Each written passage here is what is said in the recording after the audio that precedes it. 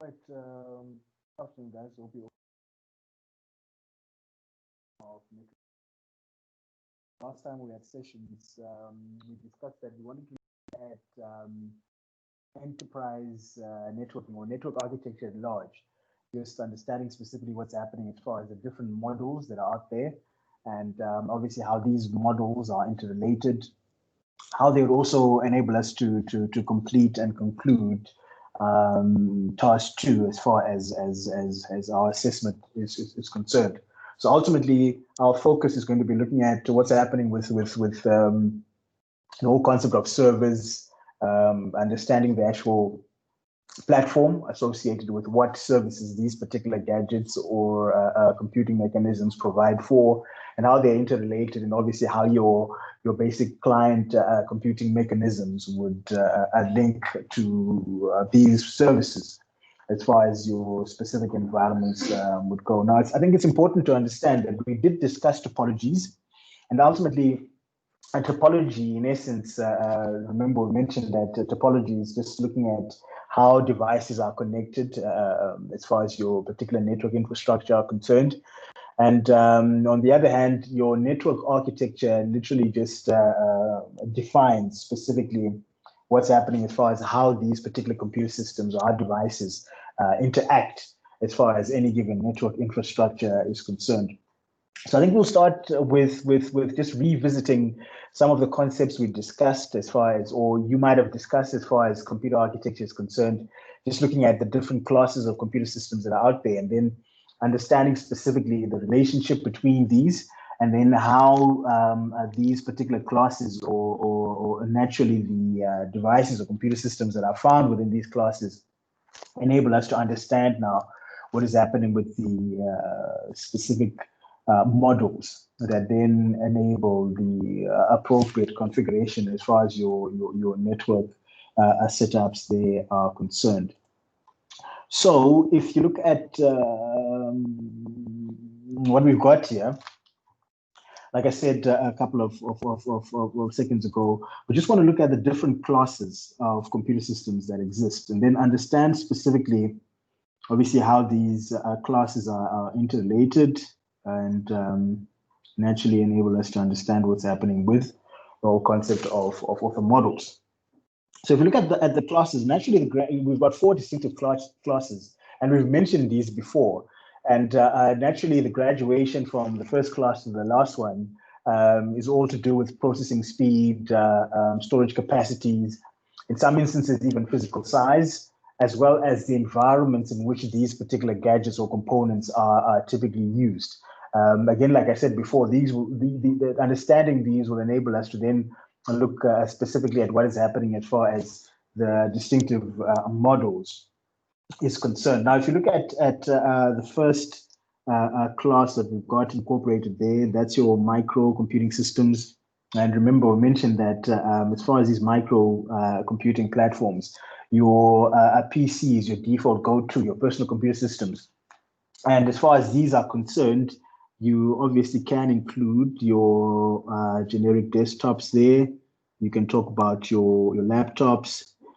You can include your tablets, all right? And we've mentioned that you can also discuss your smartphones, right? Other literatures might want to argue that there's a separate smart category, but in essence, your smartphone still provides for what a very basic computer system is capable of. And obviously, when you graduate from that, you get your mini computer system, normally within the same veins as your micro computing mechanism.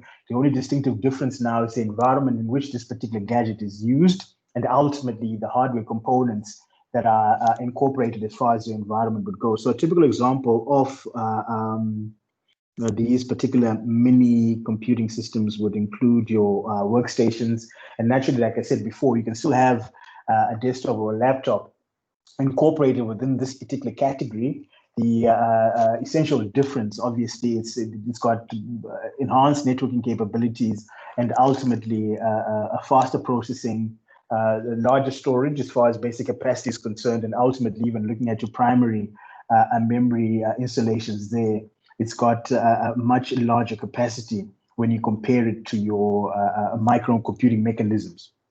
And ultimately, the focus obviously is going to be on your mainframes. And if you remember well, we said that a typical example of what a mainframe computing mechanism would be your servers. And we've mentioned before that when you look at a network is an interconnection of two or more computer systems with their associated peripheral devices solely for the purpose of communication and ultimately sharing resources. Now, remember, these resources can exist on a software-based platform architecture or on a hardware-based platform architecture. Remember, when it's software-based, you can argue applications can be hosted by a distinctive server.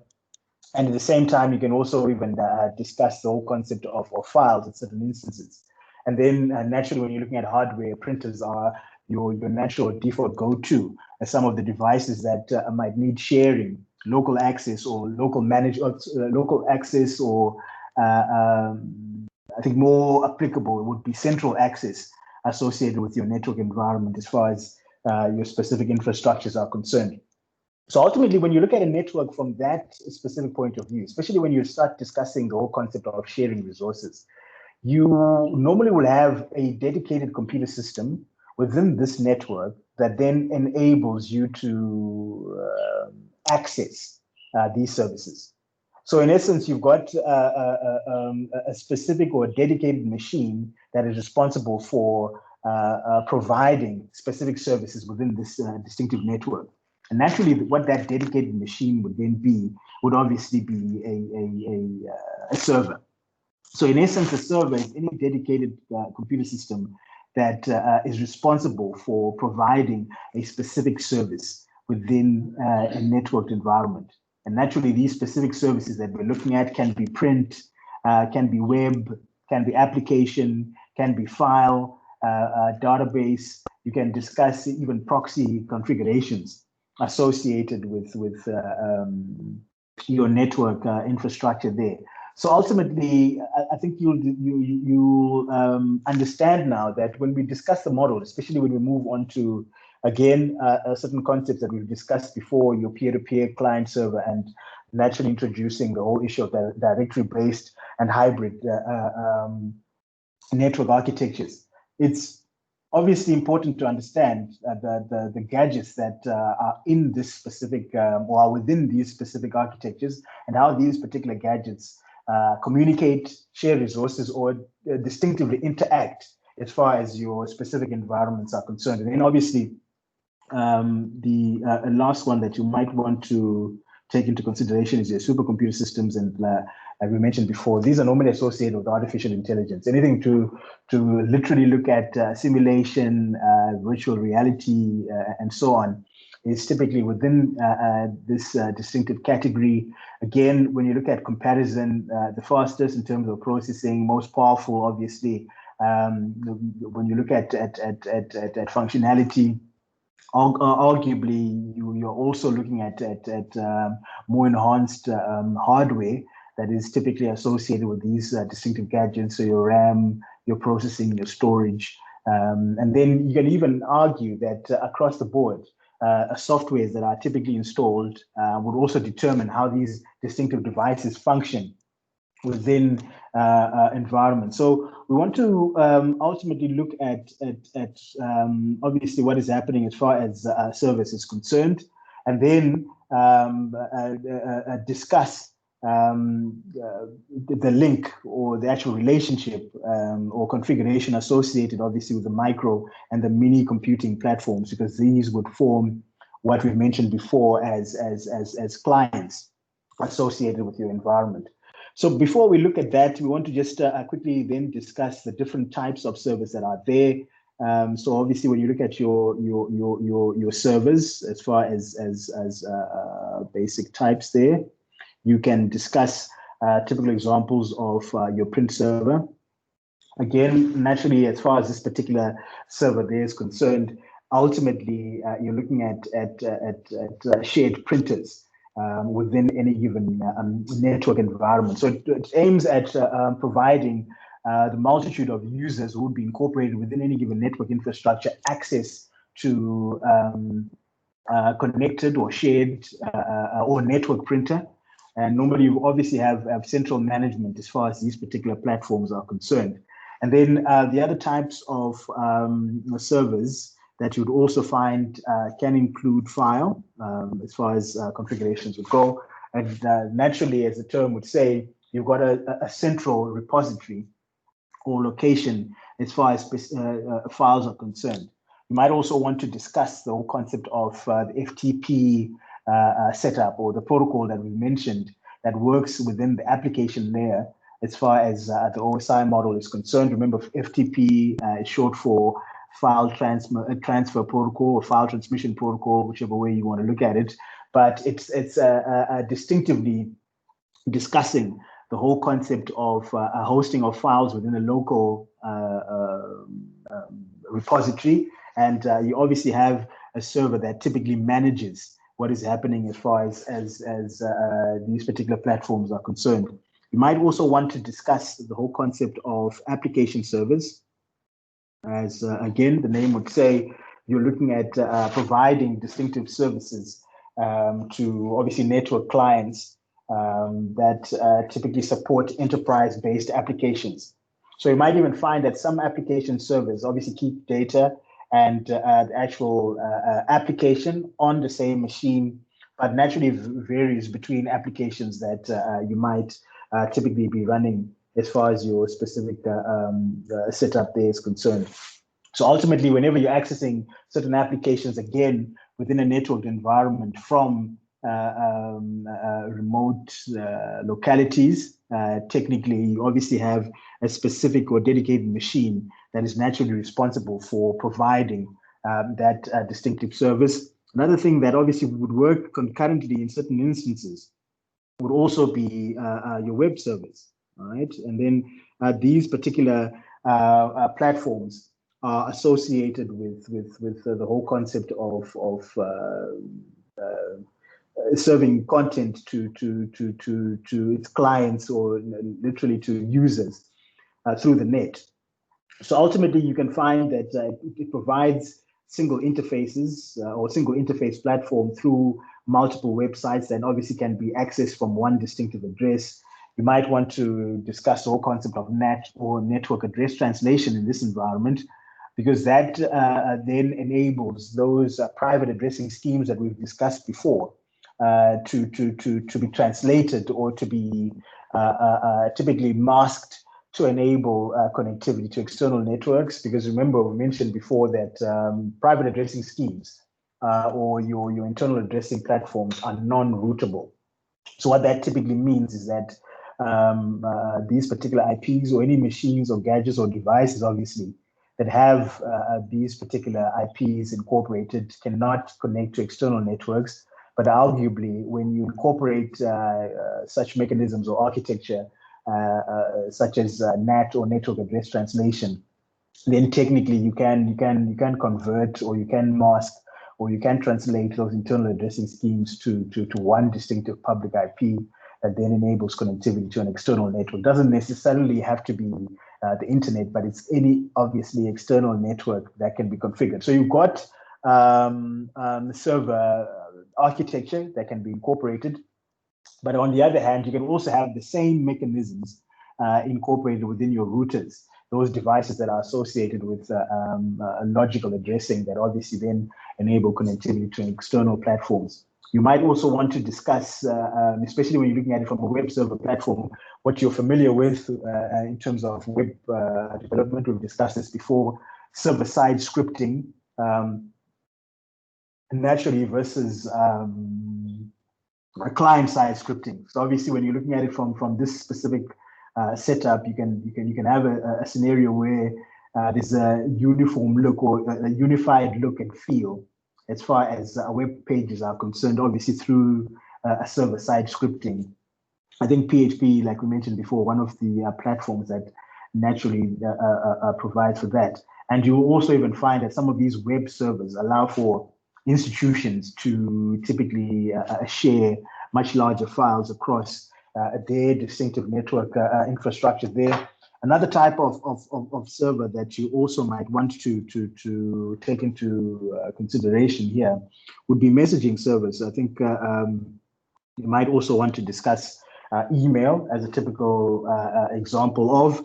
And again, as far as these particular servers they are concerned, you're looking at email as far as the distinctive clients are concerned. And it also looks at appropriate routing of these emails to appropriate or to specific mail servers as far as your environments are concerned. Normally, you find that if you're running a much smaller network, something like a small office or home office, more often than not, you find that most of the ISPs that are out there do offer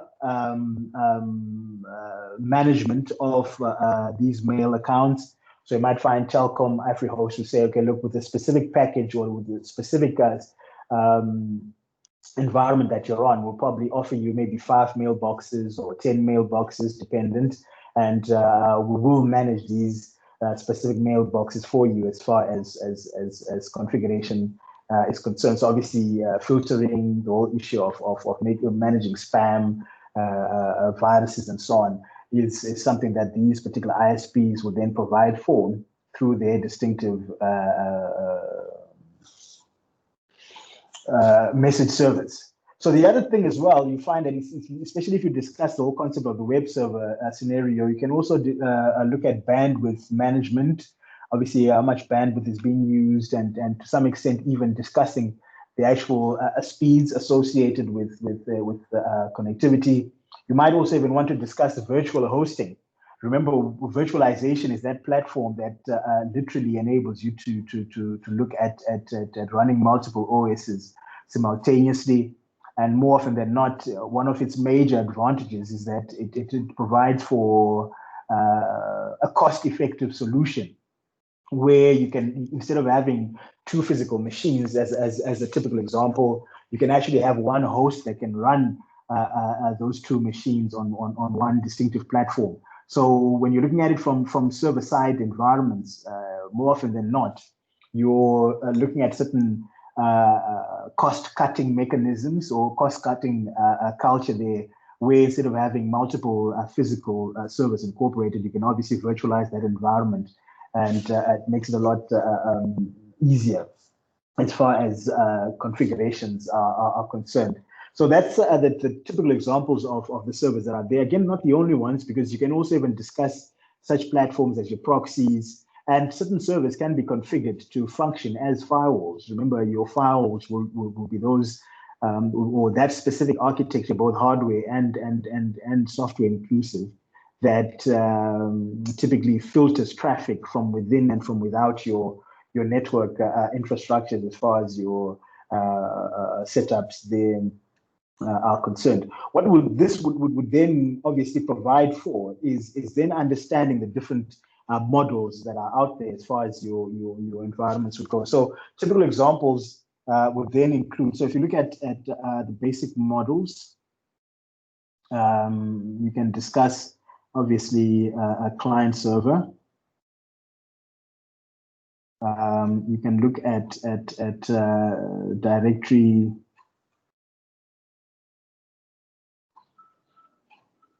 directory-based models, and then you can discuss peer-to-peer.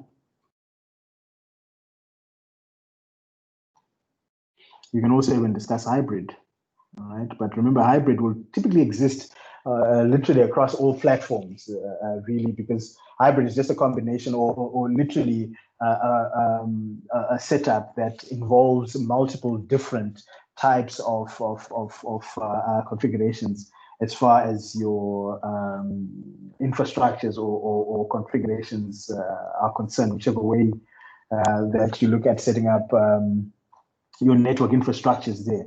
So when you look at client server, so when we discuss the whole concept of client server, in this particular model, all right, roles are distinct. We've mentioned this before. In this particular model, your roles are defined from the get-go, and those roles stay the same throughout the entirety of configuration or throughout the entirety of usage, whichever way you look at it. where you've got a specific computer system that is responsible for providing distinctive services, and you also have a specific computer system that is responsible for accessing those services, and it stays like that throughout the entirety of basic usage.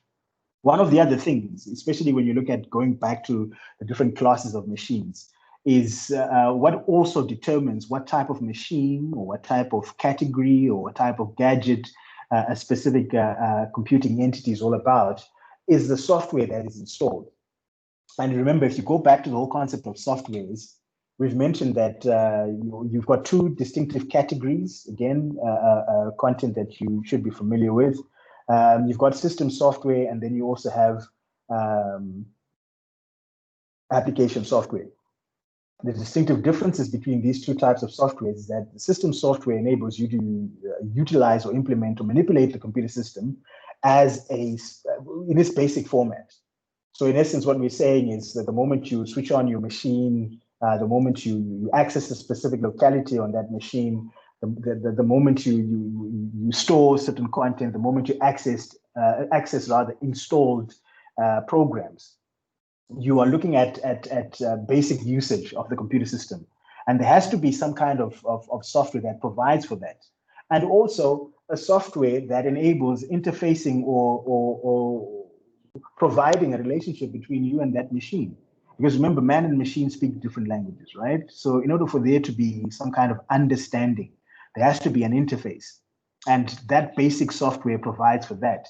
And one of the most common examples of system software that provides a distinctive interface that also enables you to use your machine for a specific purpose would be the operating system, right? And then you also have firmware, but that obviously is normally incorporated by the manufacturer of any given hardware component that then obviously it enables that hardware component to be used in its basic format. So before a keyboard is rolled out by HP, for instance, they have to incorporate a minimal set of code that obviously enables that device or gadget to function as a keyboard. Obviously, if you hit the letter A on the keyboard, you expect the letter A to be displayed on screen. So in certain instances, every hardware component, if you want to argue, has a semblance of system software installed, which is firmware or hard-coded software as far as basic setup is concerned. So ultimately, going back to what I was trying to put across a couple of moments ago, what enables a microcomputer system to function as a microcomputer system or a PC to function as a PC is ultimately the basic software that is installed on it, as far as usage there would go. So these softwares will obviously be different, because if we are saying a client remains a client, a server remains a server, or a client is already predefined, same difference would go with the server. We're ultimately saying that you've got specific basic softwares that have been installed that enable these gadgets to function as such. So ultimately now, if you look at the whole concept of a client will have a generic OS installed. And if we use Windows as one of the basic examples of an operating system, we can discuss Windows 10, right? So Windows 10 is a classic example of client-based operating systems, all right? All you do is have it installed and you're good to go. There's nothing else that you need to reconfigure when you install your client OS. You buy your gadget, you buy your desktop, you buy your laptop, whichever way you look at it. You have it pre-installed or you install it on your own, whichever way you look at it. That particular software that you've installed, Windows 10 in this particular example, doesn't need anything else for you to basically use your machine for whichever purpose, right? On the other hand, remember what we were saying earlier on, that the other category is application software, but now the main difference is that application software enables you to use the machine for a specific purpose. So ultimately, if all of us were to walk into a store and buy a machine right now, like we've mentioned before, probably each individual is going to be using that machine for a different thing altogether. Someone is going to be using it for graphic design, someone just as a basic entertainment center, someone has a gaming ring, the list will go on and on. What that means is, in order for me to use my machine as for graphic design, I have to install graphic design software. So that graphic design software falls within the application system or application software category that enables me to use my machine for a specific purpose. But on the other hand, like I was saying, your OS or your system software is the basic software needed, or the core software, if you look at it from a different perspective.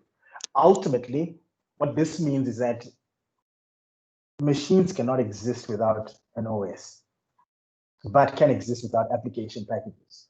So in the example that I was giving a moment ago is that if two people walk into a store, one buys, both of them buy a computer system, both machines will have an OS. But the one individual that is using for graphic design will need to have a graphic design software installed. The other individual that is using it as just for checking mail, for instance, will need to have a mail package installed.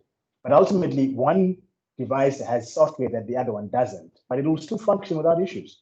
Because remember, application just enables you to use it for specific purposes. But the most important one is your OS, because that then lays a foundation for everything else. So when you look at a client, there's nothing else that you need to do. You just have it installed, or you install it and you're good to go.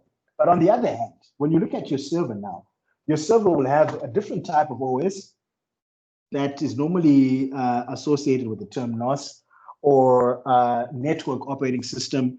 And a classic example, if you're sticking within the Windows environment there, we can talk about Windows Server. And in this instance, according to your assessment there, 2012 R2 or release 2. You can even talk about 2016 and so on. Now, the difference here is the server, like we said before, is responsible for providing a specific service within an environment. So if I've got a desktop, for instance, or if I've got a machine, rather, whichever way I look at it, I've installed Windows Server 2012 Release 2 on it. It's not enough for that device to function as a server. I need to add specific roles, or I need to dictate or activate what that specific server is supposed to do within my network. So ultimately, just installing the server software on its own, excuse me, like I mentioned a couple of seconds ago, is not enough to make this machine or whichever gadget that I'm using a server. What I'll then need to do is distinctively add specific roles that then specify or that make this particular machine a distinctive server. Typical examples of these roles now would include, for instance, Active Directory domain services. We'll get that into that a little later on in the session, which is something that looks at directory-based architecture now that identifies a user or a computer system as a distinctive object. And obviously, looking at a domain. Remember, a domain is another term for network, with subdomains, with forests associated with it. But in order for this to happen, I have to activate or specify that role. All right. Same difference would go with the other architecture that we discussed before, which is DHCP. Remember, DHCP is short for Dynamic Host Configuration Protocol. And we said that it's that platform or architecture that was developed to automate assignment of IP addresses.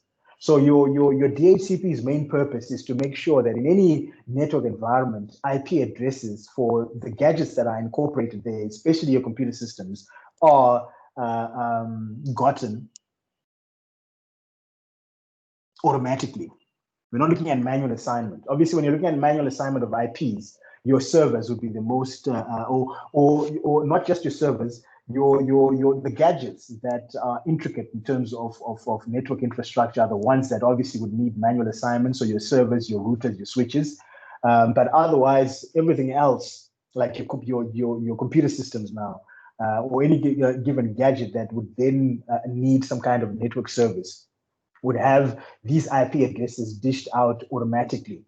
Again, this is more appropriate for environments where you've got a large number of computing systems. We've mentioned this before, that if you were to manually incorporate IPs in any specific environment where the number of machines is quite massive, you're prone to human error. And even if that doesn't happen, efficiency is thrown out the window, because it takes a lot of time for you to move from machine to machine, incorporating these IPs. And obviously you need to be local as well. When you're looking at it from a remote point of view, it becomes a bit of a cumbersome and obviously the inappropriate process anyways, as far as specific setup is concerned. So you've got a server that can be activated to then automatically assign IPs in any given IP address range as well as network. So ultimately, when you look at the assignment that, especially when you look at task number 2, associated with your portfolio of evidence, you will also need to make sure that this role is incorporated accordingly, because the client, which is a Windows 10 machine, will need to have its IP address gotten automatically from the server, which is your Windows Server 2012 Release 2 machine, within your network network environment. So regardless of it being within the virtual platform or within the physical sense, ultimately your client is always supposed to get your IP automatically from the DHCP server environment there. And then obviously, when you're looking at translating IP addresses to fully qualified domain names or to an actual web name or website name, you then talk about DNS, which is your domain name system or domain name service. All right, we said that this is this specific architecture that or platform or configuration that enables translation of an IP to a fully qualified domain name. Its misconfiguration does not mean that connectivity cannot be gotten. The only difference now, or the only discrepancy, is that your connectivity to a specific website can probably only be gotten through the actual IP address. So if you don't know the IP, you can't connect. And in certain instances, most sites or most institutions or most platforms would obviously bar that kind of access, because it also poses certain security risks if you can connect directly through an IP as opposed to a DNS convention. So after time, it's also, if not the entirety of it, it's important to have DNS incorporated to avoid any problem. So these are the roles that you, some of the roles. So you still can talk about print, you still can discuss web, you still can talk about file sharing and so on, and some of the other roles that you can add that then obviously enable a server to function as such. So if I don't add these roles, this machine is just a machine. Yes, it's got the OS, but ultimately it's not a server in any sense of the word, because I haven't literally told it what to do, or I haven't activated what it is that it's supposed to provide for, what service it's supposed to provide for within the network, as far as your distinctive setup there is concerned. So this is ultimately imperative, and especially when you look at the whole concept of the DHCP setup there. Remember, like I said, automatic assignment. This can literally be configured on your routers as well. So if you look at it from this point of view, I think we've used this before. You run your IP config, IP config commands there. Concentration, like we've done before. If you look at this particular setup, I'm not connected to a server in my local environment. Yes, I'm connected to the net. We talked about NAT before and so on, but I've got this DHCP enabled from a router point of view. So the router that I've got that is associated with my local network that obviously is connected to the net is the one that is automatically assigning the gadget that I've got in my locality or in my room. It's giving it IP, the generic IP addresses from whatever pool that has been assigned. So ultimately, if I've got 6 gadgets, it means that these 6 gadgets are all getting or obtaining an IP address from my router, which has DHCP architecture or mechanisms or configurations rather. activated as far as your specific setup there is concerned. So this is something that you'll need to configure when you're looking at it from your own assessment points of view, and actually even in basic network configuration, like I said before, where you're looking at a larger number of computing systems involved or gadgets involved, where anything besides your server, your routers and your switches would need to get an IP address from, or would need to have automatic assignment as far as your IP address configurations there is concerned. So you've got a DHCP enabled, which means that I've got my DHCP server, which is also the DNS server, which is also the gateway. So as you can see, because in this particular environment, I've got my router that is typically acting within all three capacities that I've just listed and labeled there, to then give me or grant me an IP address within the same range, within the same class, naturally, of 192.168.0.106. So it's imperative for you to always make sure that when you look at network design, that's the type of setup that you've got. So that's one of the platforms you're going to be tested on to ensure that the client that you've got can actually obtain an IP address from your server, which means that a link can actually be gotten as far as connectivity is concerned. As you can see, I've got a domain that is there, the tenderwifi.com platform. You will also discover that when you discuss Active Directory domain services, an actual domain name that you'll need to specify will then dictate which specific network or domain your machine typically resides in. And again, like I said before, with directory-based platforms, you're now discussing objects that represent users, a specific user account. So if you look at the scenario that we've got on campus, when you walk into a computer room and you incorporate your credentials, your username and password, that username and password is linked to a specific account. That account is identified by a distinctive object, which is either a computer system that you've used or your specific user profile that is then naturally granted access to the network resources, defines what you can do on the network in terms of authorization, and then has some kind of audit or accounting trail to check what it is that you've done as far as your specific environment there is concerned. Remember, I think I've shown you before the whole concept of looking at let me see if I can share this as well. When you're looking at the whole manual assignment of IPs, where you've got your network and sharing center incorporated there, what you want to concentrate on is whatever connectivity that you've got. If you select that, naturally it gets you to basic general information associated with your connection. What you want to select on there or look at is your properties. And then naturally, from those properties, you've got IP version 4 and 6 incorporated. What you want to obviously look at is the IP version 4 platform. Again, either double clicking or just clicking to highlight and then selecting the distinctive properties for that setup there. And naturally, you've got obtaining your IP address automatically, which means, like I was saying earlier on, this particular computer system obviously gets its IP address automatically from the DHCP setup that is there. If you want to manually configure, then obviously it's a question of selecting that radio button there, use the following IP address, and then specify a content accordingly. In your assessment points of view, you've got an IP address range that I've mentioned. Again, like I said before, if you use 192.168, for instance, maybe 0 and then 1, the moment I select or click on the subject mask input there, it automatically populates it for me. All right, it's already identifying that this is a Class C IP address, and Class C is a default mask. Remember, if you've got a custom mask, then you might need to then specify specifically which numbers change in that list that you've got there.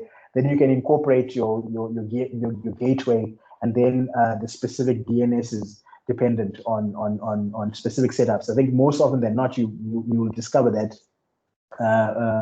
half the time when it comes to automatic, or when it comes to configuration, most prefer to use the Google servers for faster translation, faster access in certain instances. But you can naturally have specific servers that are dedicated to the DNS environment. Normally, your ISPs will provide for that, especially if you're looking at it from a business network setup, as far as your environments are concerned.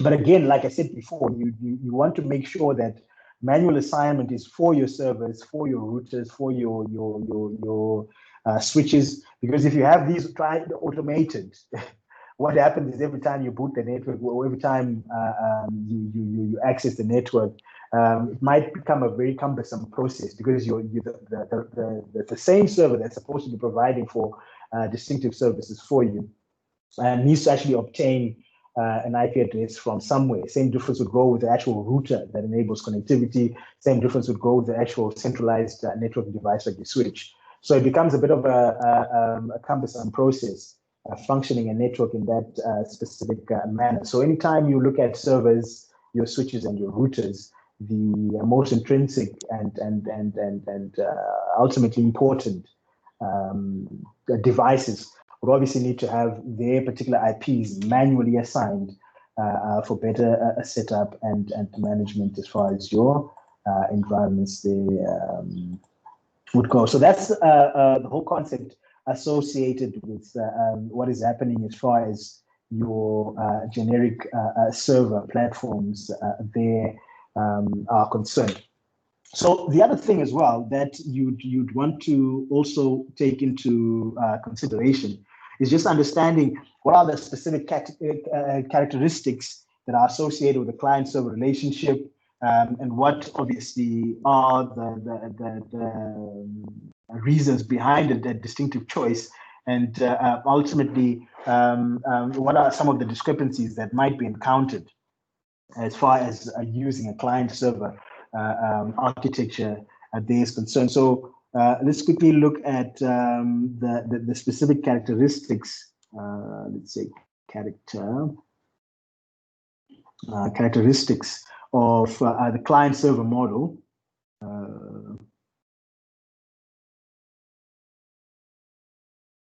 Right, and naturally, one of the first things that you want to take into consideration really is the whole concept of scalability. Right. So are you able to? Remember, when you look at network configuration in any particular instance, more often than not, that network is going to grow at some point in time. So ultimately, I think we've discussed this with topologies as well. The ultimate choice would be dependent on the whole concept of ease of installation and troubleshooting, and that whole ability to be scalable, which ultimately means that whole ability for growth at some specific point in time.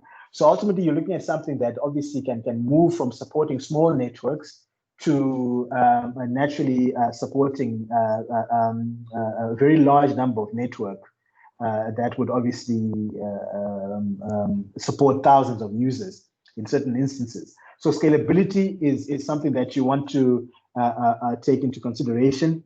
And then the other thing as well is looking at dedicated services. Dedicated services that are obviously provided for by specialized servers.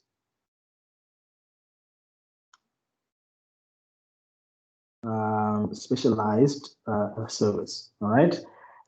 So again, like we said before, what are these dedicated services? Anything specific that obviously in the previous examples that we had would include your print, your file, application, web or email in any setup that is there. Another thing that you also want to take into consideration is security. Right? When you select or when you look at the whole concept of a basic setup associated with client-server environments, you're looking at basic high-level security there, right? Because like we said before, with your with your environments, what you're typically discussing is that AAA that I mentioned a couple of moments ago, where you've got authentication, which deals with access, your username and your password. But once that username and password is validated, and obviously you're granted access, you then look at authorization in terms of what that specific user profile or account can do on the network. All right. Once that is done, the last thing that you want to look at is accounting or auditing. What does this mean? You're looking at now a specific report or an audit trail in terms of what that account has done on the system. When do they access the system? What is it that they accessed? What is it that they did as far as a usage is concerned? So you've got access, you've got authorization, which deals with the rights or the permissions associated with a specific account, and then you've got auditing or accounting that then looks at providing some kind of report or a record of what that specific account has done as far as your usage there is concerned. And you're also discussing central management. So centralized management associated with, so you got centralized management. All right. So obviously, when you're discussing the whole concept of centralized management, what are we saying? You've got specific individuals or professionals that are obviously responsible for managing that distinctive network centrally, and more often than not, that centralized management is typically associated with your network administrators. So if you're looking at a small network, normally it's just one individual. The moment that specific network grows, then you might have a couple of network administrators that are arguably then responsible for making sure that your network functions accordingly and appropriately. Remember last time we had specific representations of, if you were to look at it from a diagrammatic representation there, we had, as an example, we had these particular gadgets connected to a switch, connected to a router, then ultimately the net. So you got something along these lines where this is your switch, that's your router, that's computer system 1, 2, 3, and then obviously that is the internet, right? But now, when you look at it from a specific setup, as far as your environments are concerned, naturally you will now have an actual server incorporated that would then probably provide for the other services associated with your distinctive environment there. So you've got, as an argument, let's probably redraw this, or let's look at maybe another slide. Yeah. So ultimately, you now have naturally your switch as your default go-to. As far as that switch is concerned, you've got your server there, and then ultimately, let's assume these are your concurrent computing systems. So you got 1, 2, 3, and here we are discussing this as your actual server. As far as connectivity is concerned, and 1, 2, and 3 become your distinctive computing systems. And then you can also then argue that this particular server would then have connectivity to your router that then provides connectivity to the internet, something along these lines. So this is when you've got a client server configuration as far as your specific setup there is concerned. So ultimately, like I said before, so these are your computers or workstations. We've got your server there. That's your switch.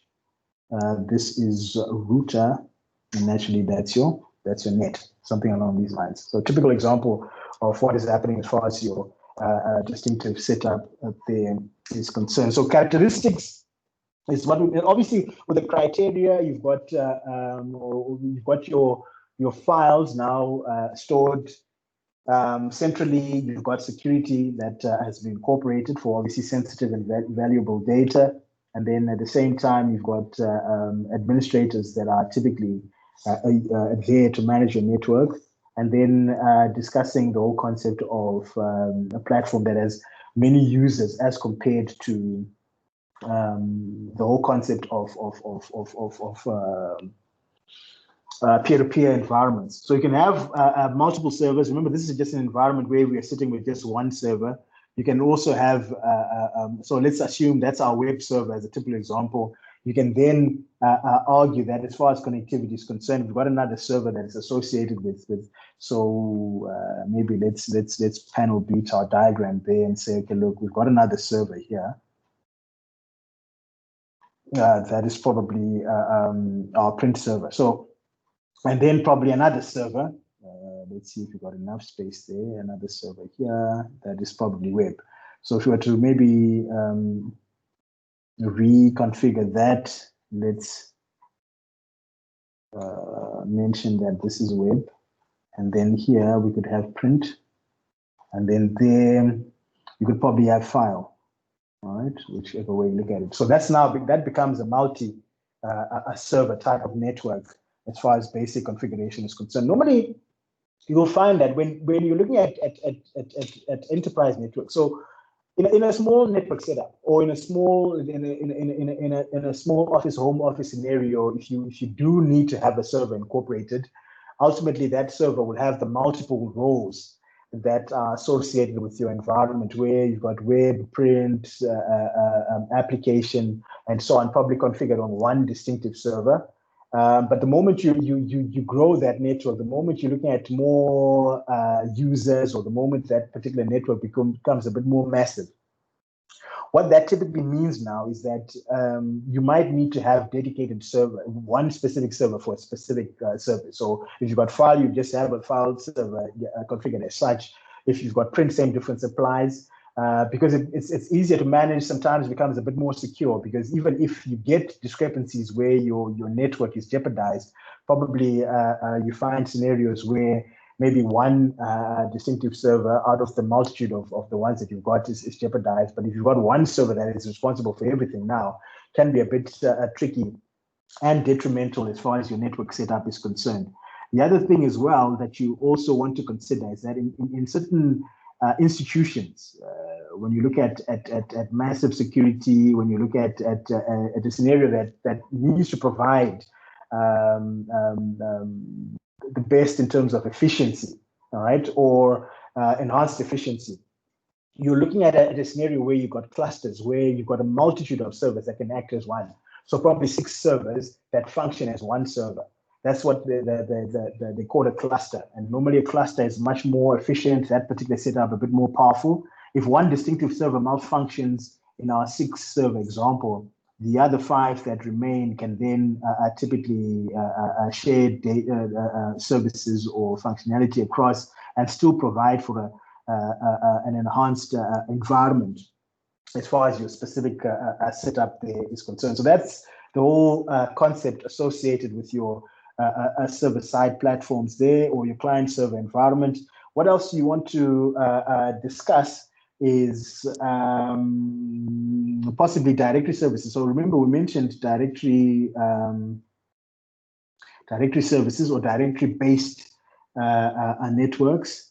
So that directory-based model there, as far as your setup is concerned. And ultimately, what's happening with directory-based, like I said before, now, especially if you're looking at it from a Microsoft-based point of view, you've got what they call directory services that are incorporated by the ADDS that I mentioned earlier on, which is your Active Directory domain services. Remember, like we said before, a domain is just it's the same thing as a generic network. So if you were to look at it from a basic point of view, your directory services networks are looking at, it's a centralized network architecture that provides support for, so this typically provides a support for centralized centralized users, security, and resource management.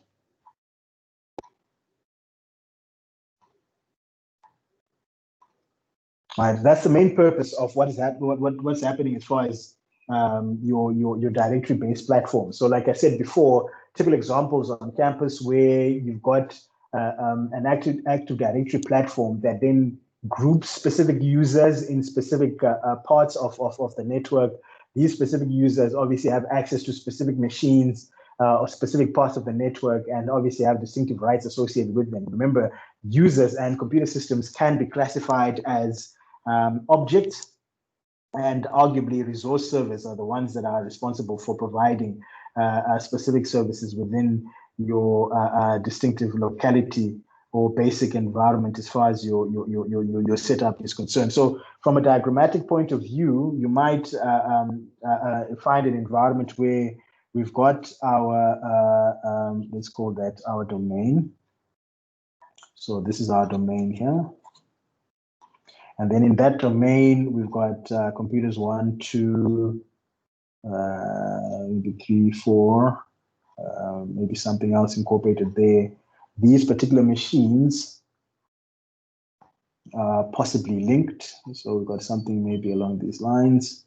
And you also have a link between these machines as well, just as an argument. And then you've got maybe a link to that line rather. Let me just undo that, or maybe the other just is. What this would then mean is if you've got, so that's our computer system 1, 2, 3, 4, 5, and 6. What it typically means is that your domain members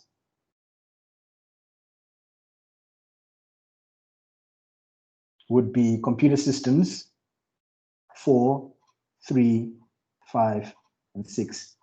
These guys, 1 and 2, are ultimately sitting outside. They're not a member of that distinctive domain. So your domain is just a specific type of network that you've got that obviously has subordinates or objects associated with environments there. Normally, when you discover or when you look at the whole concept of the installation, the moment you activate Active Directory, you're actually creating what they call a domain controller. All right, and a domain controller is a specialized a server that then provides the process of user authentication and authorization. So in essence, you've got a domain controller that now specifies that, okay, look, student so-and-so is logged in, this particular username and password is part and parcel of the network. It's linked to this specific account, and this is what this account can do on the network. So you've got the whole issue of authentication and authorization, obviously naturally auditing as well, associated with a distinctive user as far as your specific setup is concerned. So the main purpose of a domain controller is just maintaining, obviously, the directory of network objects, which are either computer systems or users or both, and then managing user authentication and distinctive user authentication and distinctive authorization. So ultimately, if you look at it from a different point of view, a DC or domain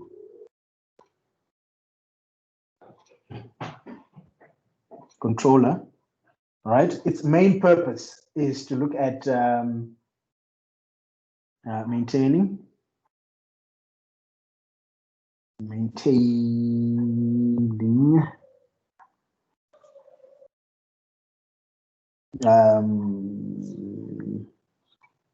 directory of a network object, and obviously managing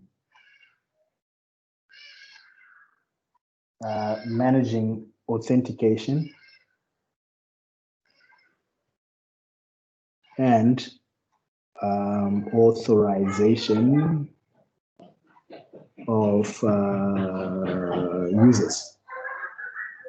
All right, so that's the specific purpose associated with what literally a domain controller provides for. I think to give you an understanding as well, if you look at it from a different point of view, the whole concept of the domain environment is that it provides a specific type of hierarchy as far as your specific network setup is concerned. So if you look at what we've got there as a typical example, let's assume this is varsity.com.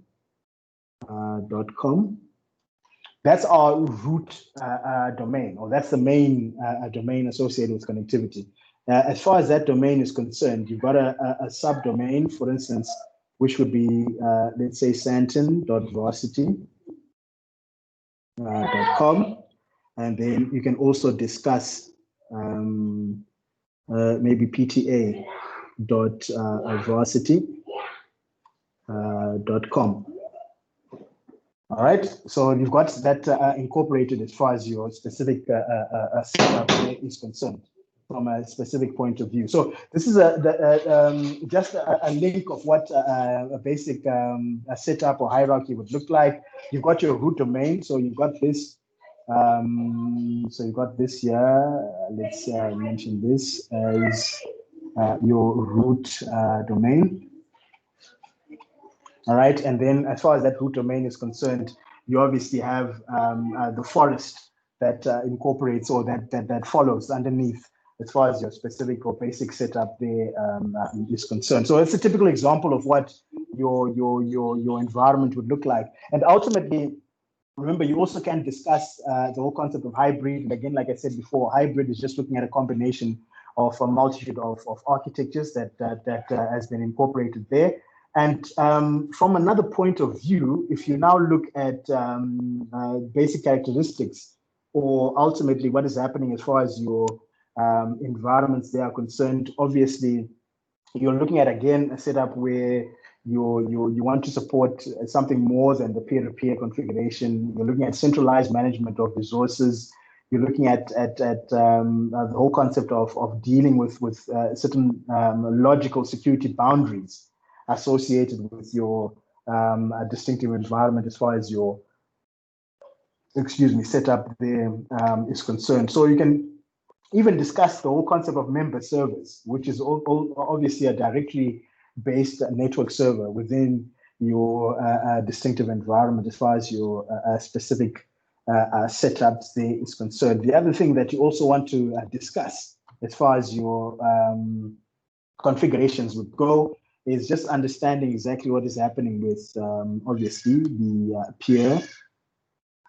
peer-to-peer environment there. Now, remember, when you're discussing peer-to-peer, a peer normally is an equal. So ultimately, with peer-to-peer, any connected device can be a server. It also can be a distinctive client. So roles within this particular environment are not distinct or defined.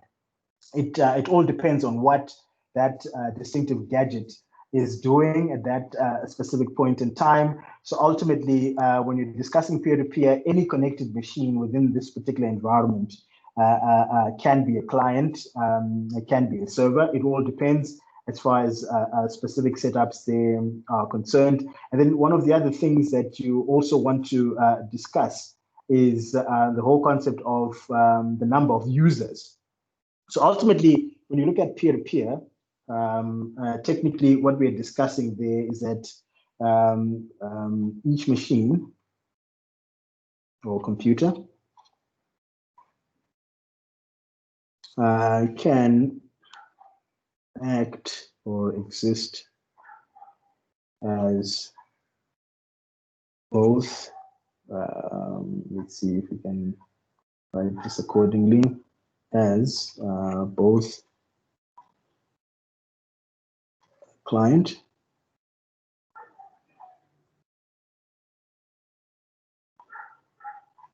and a server. So each machine can exist as both a client and the server there. As far as your specific setup is concerned, let's just make sure that write that one accordingly so that you as both a client and a distinctive server. And then ultimately what you're also looking at naturally suited. So this, oopsie, this is naturally suited for less than or equal to 12 users. All right. Although you might find that some distinctive manufacturers. So here we can just say some manufacturers. Some manufacturers suggest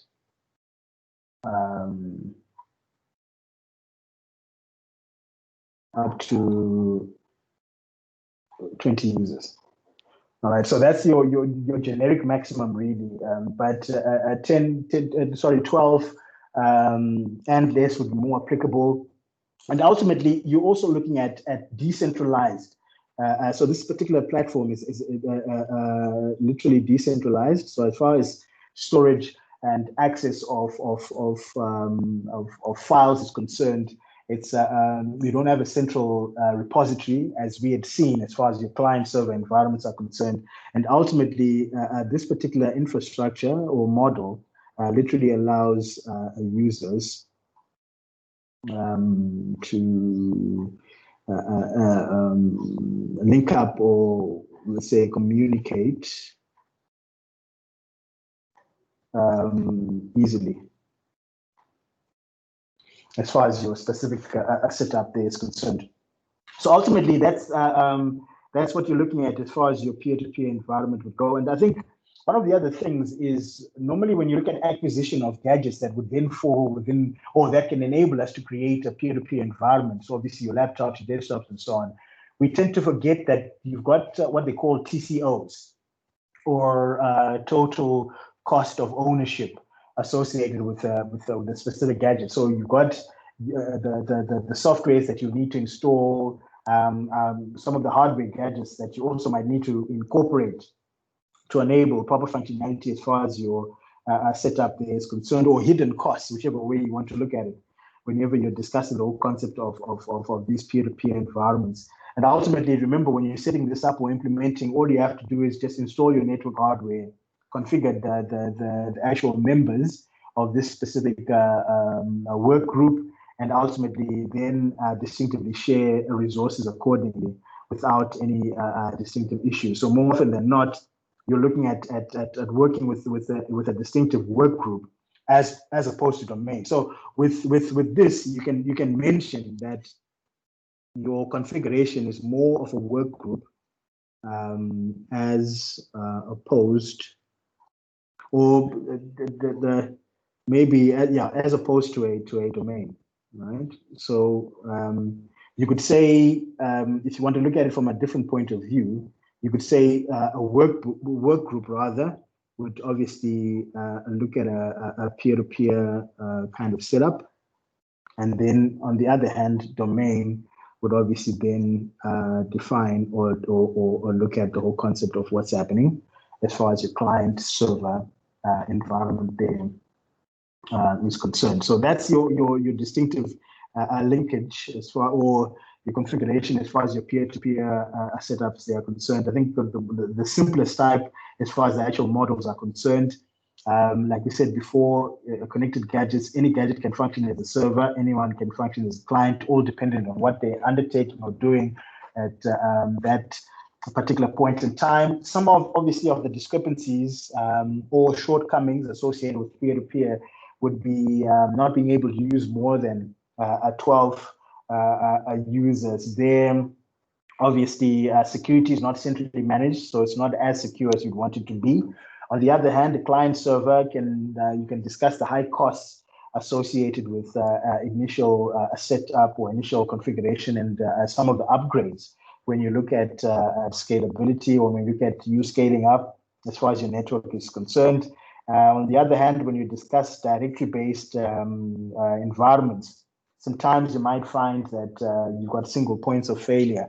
So if you go back to that particular setup, just as a basic example, you'll discover that should our root domain malfunction or have any distinctive issues, it means anything that falls under, because remember it's a hierarchy, anything underneath would definitely have distinctive problems associated with its a particular setup. So single points of failure could be a bit problematic when you're looking at it from a directory-based environment there.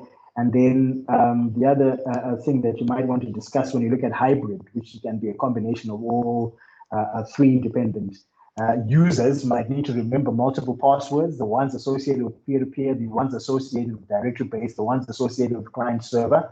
And you might also even find that so the whole concept of synchronization of files from server to local machines can be problematic. So that's another drawback that can be encountered when you mix up these specific scenarios or distinctive architectures. But ultimately, you've got a whole host of advantages as well, because with peer-to-peer, you can talk about low cost. With client server, you can look at data being stored centrally, and at the same time, better management from a security point of view. Directory-based is quite flexible, and ultimately users can just use a single authentication key to access network resources. And then on the other hand, ultimately, when you discuss the whole concept of hybrid, you're looking at a scenario where ultimately users can manage resources, applications can be centrally located and distinctively managed as well. So I think that typically discusses what is happening as far as your servers they are concerned. The other thing that you also might want to discuss and look at as far as your environment should go, just making understanding what you need to take into consideration when choosing an architecture. So let's state selecting.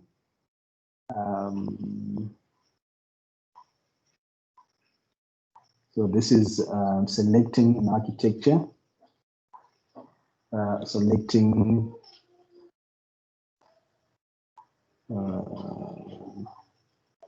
an architecture there. What is it that you need to take into consideration as far as selection there is concerned?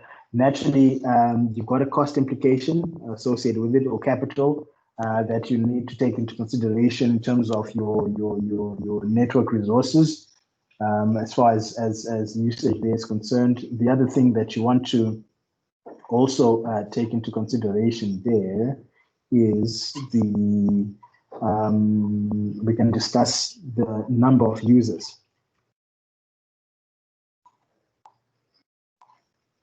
Right.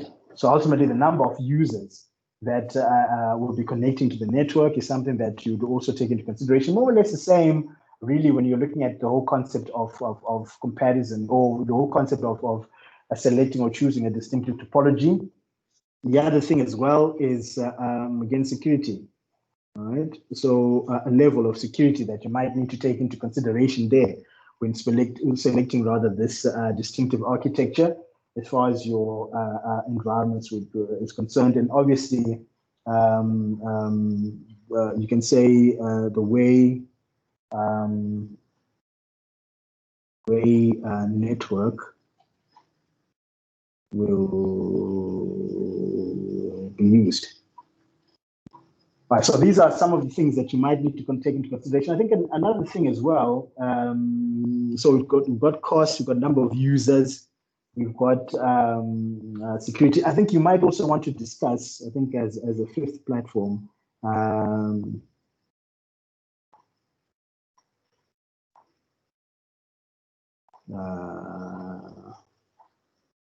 knowledge. I think we got that spelling incorrect. Knowledge level of your users. That's also something that you might need to take into consideration when you're selecting the type of network infrastructure Because remember, there's certain complexities also you need to take into cognizance there when selecting and configuring, as far as your basic setup there is concerned. So these are the things that you need to consider naturally as far as your selection there is concerned: the actual cost, the number of users, security, the way in which the actual network is going to be used, and then ultimately the level of users in terms of their knowledge as far as setups there is concerned. So ultimately, I think that covers that, and I think it gives you a perspective really in terms of the whole concept of the servers, how these particular servers can be configured, and obviously what type of architectures are there, which one would be relevant for certain scenarios, which one would be relevant for alternate scenarios, whichever way you look at it. So it presents at least some kind of foundation or platform that enables you to understand the kind of connection or connectivity infrastructures you need to take into consideration there when you're looking at the whole concept of the assessment, where you need to then create a client, have your server there, and have make sure that these two gadgets or devices can link up. Services can be gotten from the actual server that you've got from your distinctive client dependent. So ultimately, again, like I said before, I think one of the main things that you need to understand is the actual differences between the OSs there, especially in terms of the actual roles. It's quite important to understand that while you've installed server software, if you haven't added the specific roles and these roles haven't been incorporated with specific features, if you want to look at it from a different point of view, then that machine or gadget cannot function as a server, because you need to, like I said before, make sure that you specify and activate the right roles there to enable your specific server to function without any foreseen discrepancies there. All right. So I think that literally concludes what we wanted to focus on as far as today's session is concerned. Like I said before, just revisiting some concepts that you might be familiar with already, especially when you're looking at the whole issue of the classes and understanding the relationship between the different classes that are there.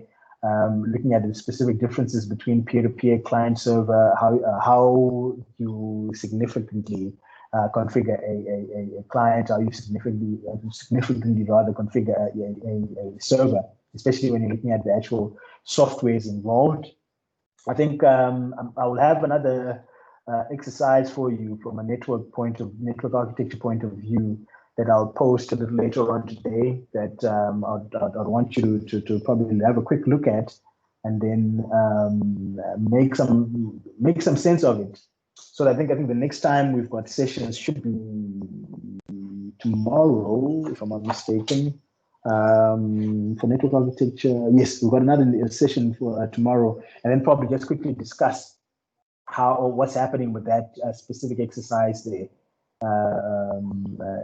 Just to gauge your understanding in terms of how you'd work with the IPs, how you can configure your network accordingly without any distinctive issues there. But otherwise, I think that's conclusive, really. Do we have any questions, concerns, or contributions from the floor there? Any questions, contributions, or concerns from the floor? Anyone? Questions, contributions? Okay, so Julian, I think you're sorted. Am I right to assume that the silence from everyone else is a sign of content?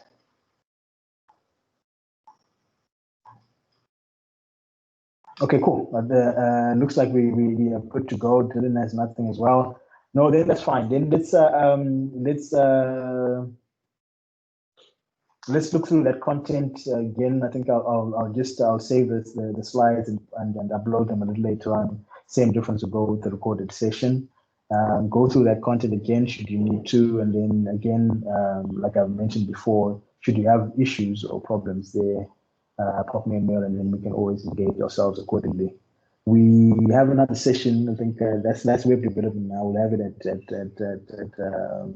3, if I'm not mistaken. Let's take a bit of a breather, and then convene for that one. But otherwise, for the time being, I'll see you in the next one. I'm assuming you're going to join me, so I'm not going to say stay safe, because I'll see you in the next 30. But anyways, that's that. So no questions, no contributions, no concerns. Good to go. See you in the next 30 minutes for our web development session. Cheers, guys.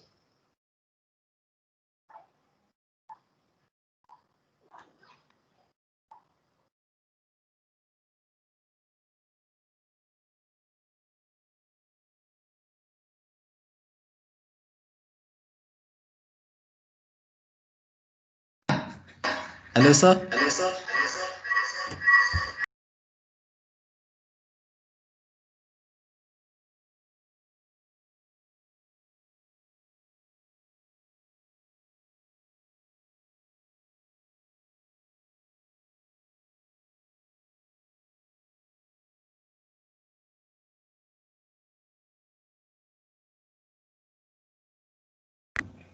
Hello, sir.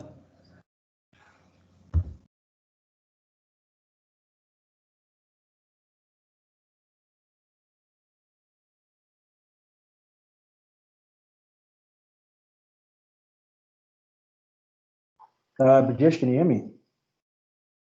I can hear you now, sir. Okay, cool. What's up? Is there any tasks due this week for the network architecture?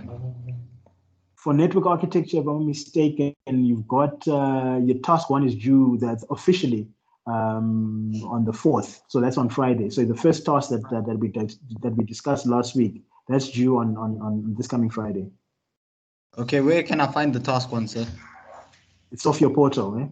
So if you go into your network architecture a link there, you'll find there's a POE. So if you download the POE, task 1 and task 2 have been inclusive of instructions for the POE as well are incorporated there.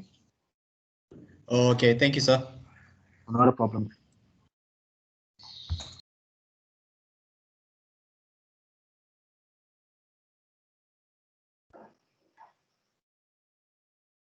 All right, so for the rest of you that are still in session, are we good to go there?